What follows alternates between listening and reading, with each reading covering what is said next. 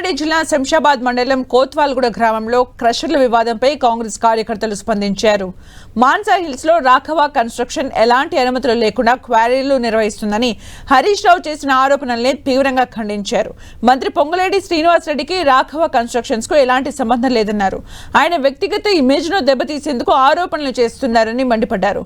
BRS హయాంలోనే బుద్వేల్లో 100 ఎకరాల భూమిని హెచ్ఎండిఏ వేలం వేసినట్లు గుర్తు చేశారు.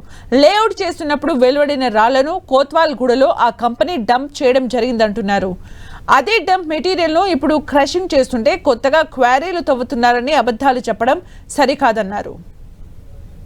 ఇక్కడ 1988 నుంచి ఈ క్రెషర్ పూర్తి పర్మిషన్ తోటి ఈ క్రెషర్ పెట్టి ఈ క్రెషర్ ద్వారా గవర్నమెంట్కు సంబంధించిన ఏవైతే టెండర్స్ ఉన్నాయో వివిధ గ్రామాల ప్రాంతాలకు వెళ్ళే రహదారులు అయితేంది, హైవేలకైతేంది, అది కూడా ప్రభుత్వం ద్వారా ఏర్పడ్డ టెండర్లకు మాత్రమే ఈ క్రెషర్ ద్వారా డస్టు కానీ కంకర కానీ తీసుకోపోయి అఫీషియల్గా వివిధ గ్రామాలకు రోడ్లు లేవు. చాలా గ్రామాలల్లో రోడ్లు లేక ఇబ్బందులు జరుగుతున్నాయి.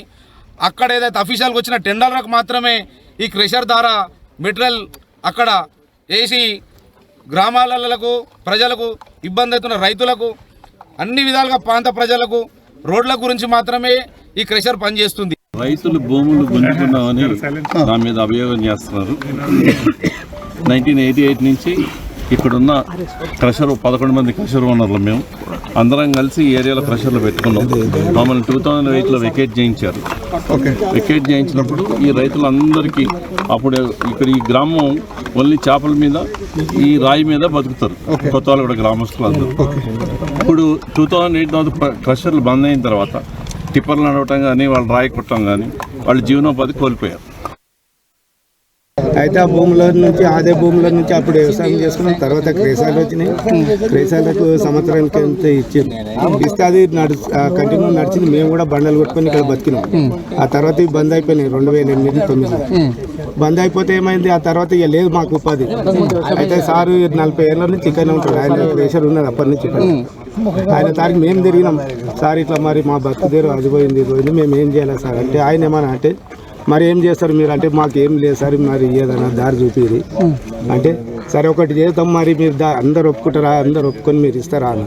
ఇస్తాం సార్, మాకేమి ఇస్తారు అంటే మీరు ఏం కావాలో చెప్పాను. సంవత్సరానికి మాకు 10 లక్షలు ఇవ్వండి సార్ అని ఇచ్చింది. 2 సార్లు ఇచ్చింది. ఒకసారి 10 లక్షలు, ఒకసారి 10 లక్షలు. అదే ఇక మరి ఏం చేయాలంటే ఇట్లా క్రేషర్ చేస్తాం. ఒకరు పెద్దోళ్ళు వచ్చారు, వాళ్ళకి క్రేషర్ ఇస్తే రోడ్డుకు పంపిస్తారంట అంటే మేము సరే సార్ మంచిది మాకైతే డబ్బులు ఇవ్వరంటే ఇప్పుడు ఆయన ఇచ్చేపట్టుకునే ఆయన మార్గం చూపించేపట్టుకే మాకు జీవనం నడుస్తుంది.